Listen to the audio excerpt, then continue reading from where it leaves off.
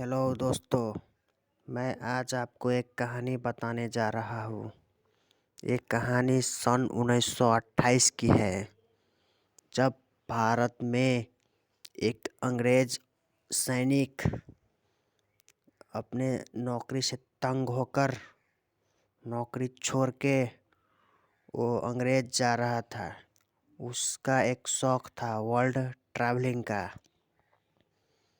तो अंग्रेज जाने का क्रम में रास्ते पर उसको प्यास लगी। तो उसने एक स्तूपा को देखा। पानी खोजने की तलाश में उस स्तूपा को खनन किया तो नीचे देखा एक पूरा बस्ती बसी हुई, एक पूरा शहर बसा हुआ है। वो बहुत पुरानी थी। उस शहर बसा हुआ था। वो शहर इतनी पुरानी थी, बहुत पुरानी थी वो शहर। अगर आपसे एक प्रश्न पूछा जाए, आपके गांव में अगर आज से 10 वर्ष पहले, 20 वर्ष पहले कितने ईंटों का मकान था, तो आप उंगली पर गिन सकते थे।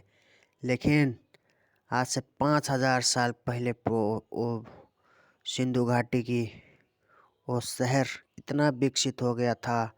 उस शहर में हर एक घर ईंटा का मिलता था। स्विमिंग पूल का विकास हो चुका था। नदी नाला का विकास हो चुका था। मल्टी स्टोरिंग बिल्डिंग, 4 मंजिला बिल्डिंग का विकास हो चुका था। उन लोगों की अपनी लिपि मिली गई, उन लोगों की अपनी भाषा थी।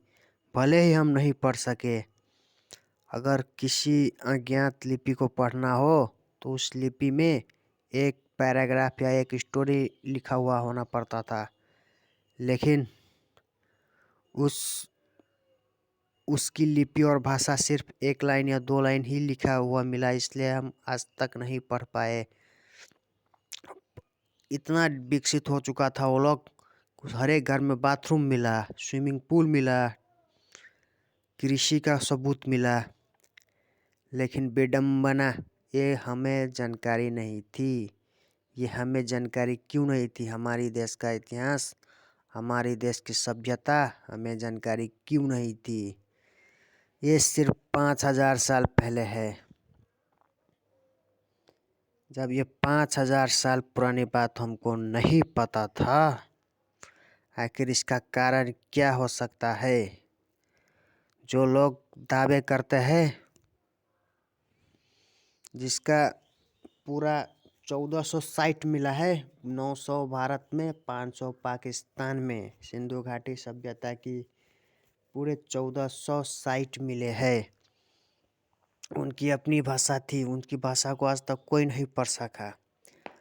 अब प्रश्न ये उठता है कि जो लोगों को 5,000 साल पुरानी सभ्यता के बारे में जानकारी नहीं थी, 5,000 साल पुराना भाषा नहीं पता था उन लोगों को, उस समय में भी कोई न कोई तो महापुरुष होगा उनकी सभ्यता में। किसी ने समाज के लिए तो अच्छा काम किया होगा, उसके बारे में जानकारी नहीं है इन लोगों की। अब बात यहाँ पे ये आता है, जिसको 5,000 साल पुराना, जिसका जिंदा सबूत मिला है, उसके बारे में कुछ जानकारी नहीं थी। तो ये प्रश्न उठता है कि उससे पहले या फिर उसी के समकालीन महाभारत और उससे पहले के रामायण इन लोगों को कैसे जानकारी हुई? अगर रामायण और महाभारत उससे पहले होती तो सिंधु घाटी के रास्ते से तो जरूर आता ना। समय को कोई पार कर सकता है क्या? और सबसे महत्वपूर्ण बात, सिंधु घाटी की सभ्यता में किसी भी धर्म का होने का कोई सबूत नहीं मिला है।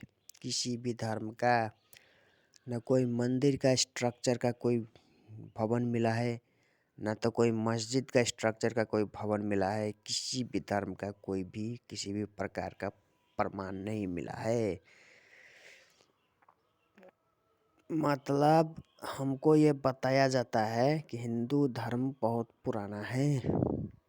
ये बिल्कुल गलत है। अगर हिंदू धर्म की स्थापना हुई होगी तो सिंधु घाटी की सभ्यता के बाद ही हुई होगी। सिंधु घाटी की सभ्यता में 1400 साइट मिले हैं, 14 से नगर। अगर उस समय को लोग अगर किसी धर्म का पालन करता होता तो उसका कुछ न कुछ तो जरूर मिलता।